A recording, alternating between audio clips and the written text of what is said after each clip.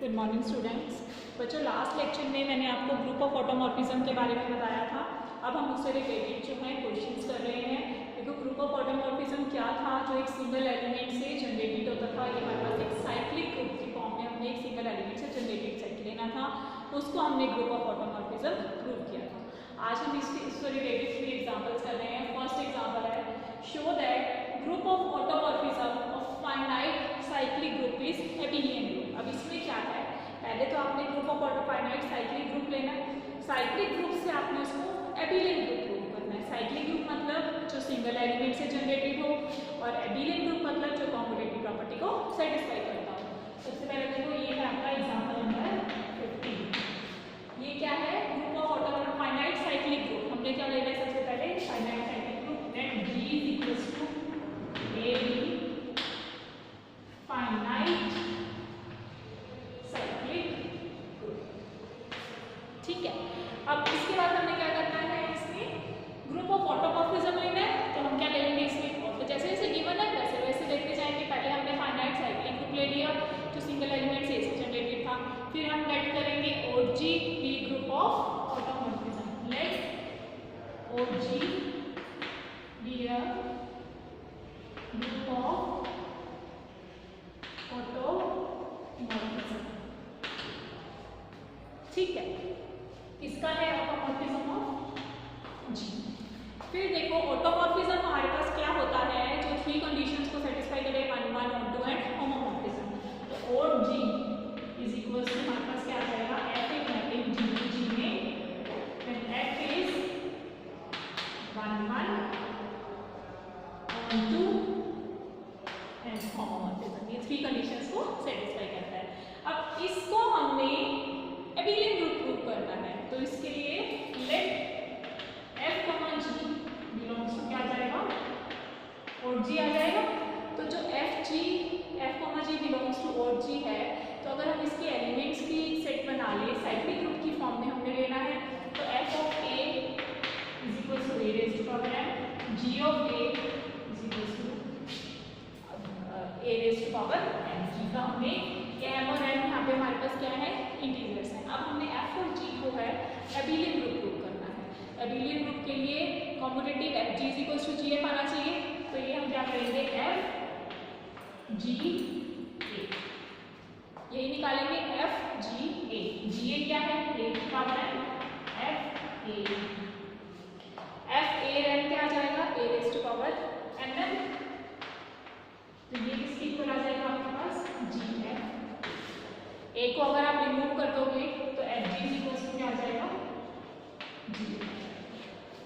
ठीक है, तो और G हमारे पास क्या आ जाएगा? एबिलियन ग्रुप आ जाएगा। और G इज एबिलियन। यही हमने प्रूव करना था, साइक्लिक ग्रुप से उसको एबिलियन ग्रुप प्रूव करना था। अब नेक्स्ट हम कर रहे हैं एग्जांपल नंबर 16।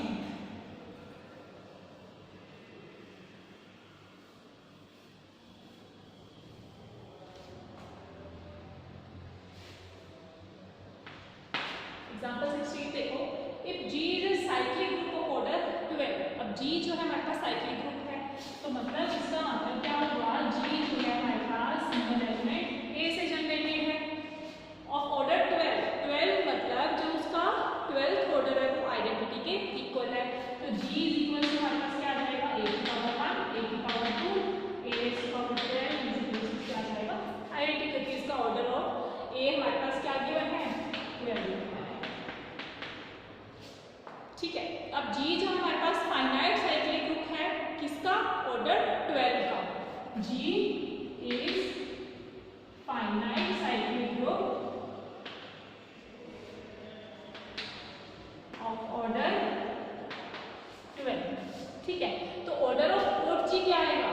और G क्या आएगा? और G क्या होगा? हमारे पास यूलर फंक्शन के इक्वल होगा। ऑर्डर ऑफ और G ये हमारे पास क्या आ जाएगा? ऑर्डर ऑफ और G हमारे पास क्या आएगा? Euler function. हम यूलर फंक्शन को किससे शो करते हैं? फाई ऑफ n से। फाई n क्या है हमारे पास? इसमें यूलर फंक्शन है।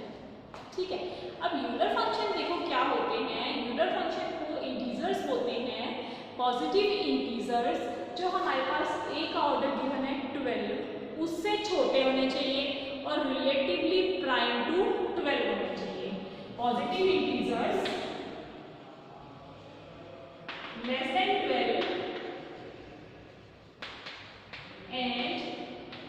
Relatively prime to 12। अब ये कौन कौन से इंटीजर्स आएंगे हमारे पास? एक तो देखो 1 है, 1,12 इसका कॉमन एलिमेंट 1 आ रहा है, 2 का नहीं आएगा, 3 का नहीं आएगा, 4 का नहीं आएगा, 5,12 इसका कॉमन एलिमेंट 1 आ रहा है, 6 का नहीं आएगा, 7,12 ये भी 1 हो जाएगा। फिर 9 नहीं आएगा क्योंकि 3 कॉमन आ जाएगा 9 और 12 में, 10 भी नहीं होगा, फिर 11,12 क्या आ जाएगा? 1 आ जाएगा। तो ये हमारे पास क्या हो जाएंगे? रिलेटिवली प्राइम नंबर हो जाएंगे। इसके रिलेटिवली प्राइम नंबर हमारे पास क्या आ जाएंगे?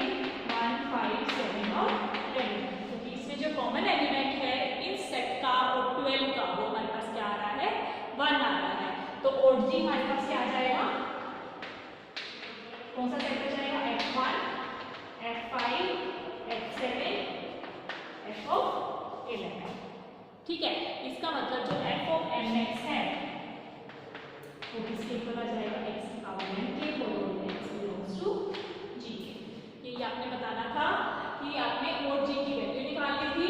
और g ऑर्डर ऑफ और g हमारे पास क्या आएगा? n आएगा। और इसमें हमारे पास Fmx क्या आ रहा है? x⁻m। तो इसमें m की वैल्यू हमारे पास क्या है? Positive integers. पॉजिटिव इंटीजर्स कौन से हैं? जो 12 के साथ रिलेटिवली प्राइम हो वो हमारे पास कौन कौन से हैं? 1, 5, 7, 8, 11। ठीक है, अब हम कर रहे हैं इसका नेक्स्ट एग्जाम्पल, एग्जाम्पल नंबर 17।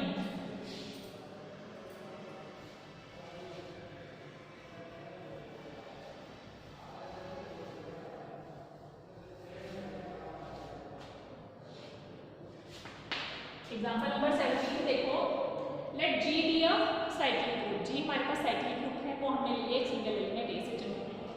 सबसे पहले लिखेंगे G is equals to A, B,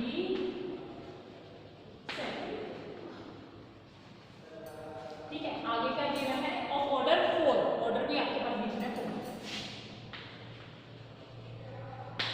तो G के अंदर जो सेट के अंदर एलिमेंट्स आएंगे A square, A cube, A power 4 इस फॉर्म में आएंगे हमारे पास।